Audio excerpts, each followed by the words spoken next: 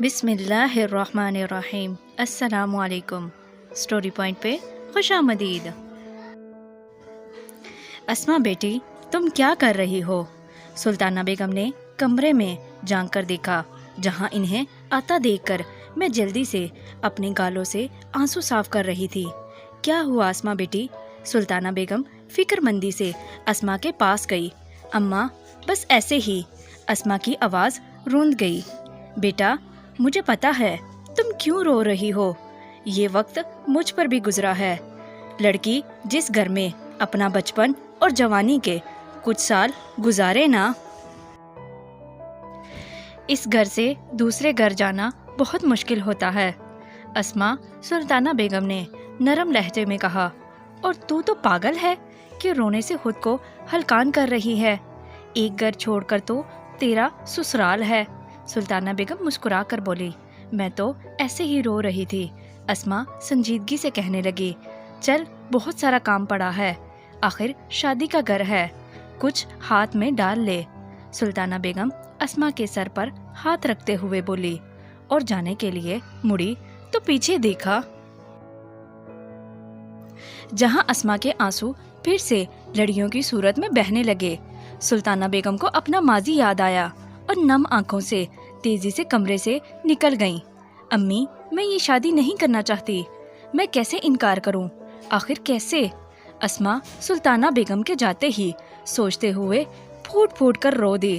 سلطانہ بیگم اور مراد کی ایک ہی بیٹی تھی، جس کا نام اسما تھا۔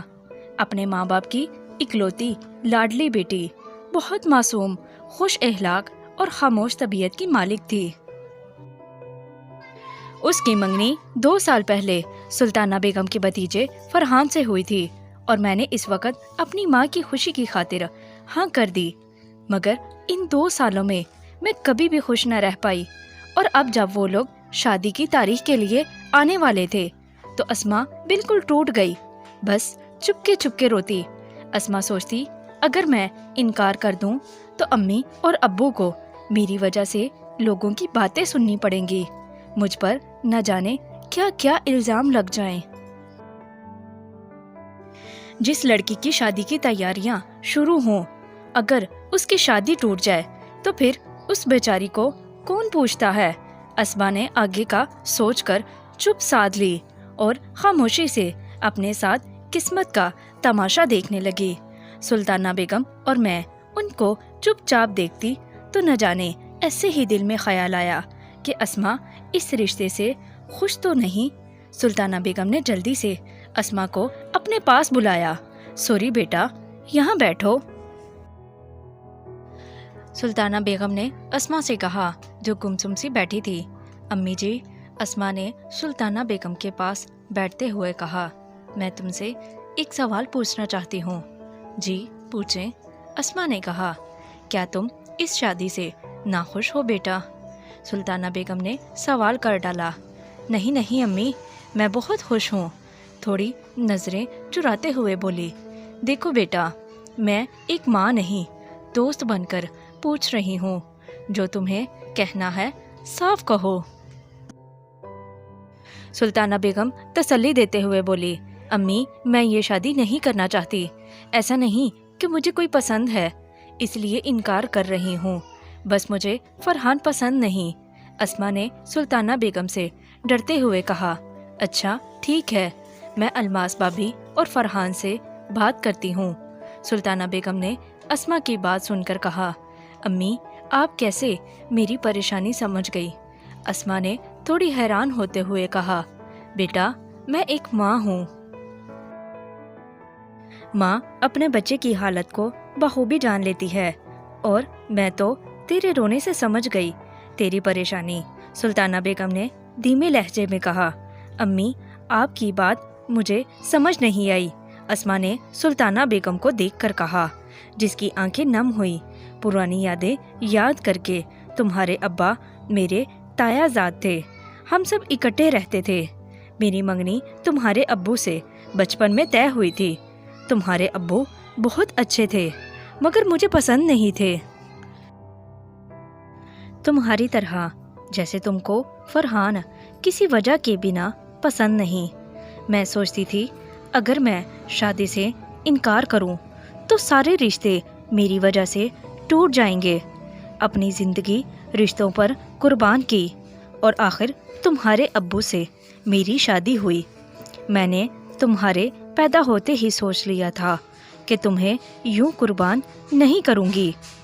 ہے تو الماس بابی کے کئی بار کہنے کی وجہ سے تم کو فرحان کے نام کیا، اور اب جب تمہارا بار بار رونا دیکھا تو میں نے فیصلہ کیا کہ میں اب جو بھی ہو جائے تم کو اختیار دوں گی اپنی زندگی گزارنے کا۔ آخر کیوں تم اپنی زندگی یوں ضائع کرو؟ تم جہاں چاہو گی تمہاری شادی وہاں ہی ہوگی۔ سلطانہ بیگم نے فیصلہ کرتے ہوئے کہا، امی آپ ایک عظیم ماں ہیں جو میری خاطر اپنا فیصلہ بدلا۔ امی آپ کو میرا سلام ہے۔ اور میں سلطانہ بیگم کے گلے لگتے ہوئے بولی، بس یوں ہی خوش رہا کرو۔ سلطانہ بیگم نے اسما کے ماتھے پر بوسہ دیتے ہوئے کہا اور اپنی نم آنکھیں صاف کی جو ماضی کی یادوں سے بھیگ چکی تھیں۔ آج سلطانہ بیگم نے اپنی بیٹی کی زندگی کو تباہ کرنے سے بچا لیا، اور یہ فیصلہ اس کے لیے کل اچھا ثابت ہوگا۔ ہمیں اسلام نے شادی کے معاملے میں حق دیا ہے۔ شادی کرنا ایک بہت بڑی ذمہ داری ہے۔ اگر اس کو جھوٹے دل سے شروع کیا جائے تو پھر ہم کبھی خوش نہیں رہ سکتے۔ اسلام نے حکم دیا ہے کہ دو لوگوں کو شادی کے بندھن میں باندھنے سے پہلے لڑکی اور لڑکے سے ضرور پوچھا جائے۔ کبھی لڑکی کو رشتوں کے ٹوٹنے کی وجہ سے قربان کرتے ہوئے اور کبھی کسی مجبوری سے۔ کیا لڑکی کو حق نہیں اپنی زندگی گزارنے کا؟ یا اپنی پسند کی شادی کرنا لڑکی کے لیے گناہ ہے؟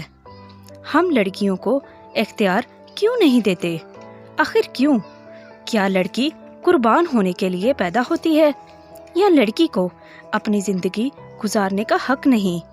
اسلام نے عورت کو حق دیا ہے، تو پھر ہم اپنی مرضی لڑکی پر کیوں تھوپ دیتے ہیں؟ اور بیچاری لڑکی کچھ کہے بنا قبول کر لیتی ہے، مگر بیٹی سے پوچھیں، اس کو حق دیں اپنی مرضی کی زندگی گزارنے کا۔ اپنی اولاد سے زیادہ ہر انسان کو کوئی رشتہ عزیز نہیں، بس ہر اولاد کی مرضی پوچھ لیا کریں۔ Thank you for watching. ملتے ہیں مزید نئی ویڈیو کے ساتھ۔ خدا حافظ۔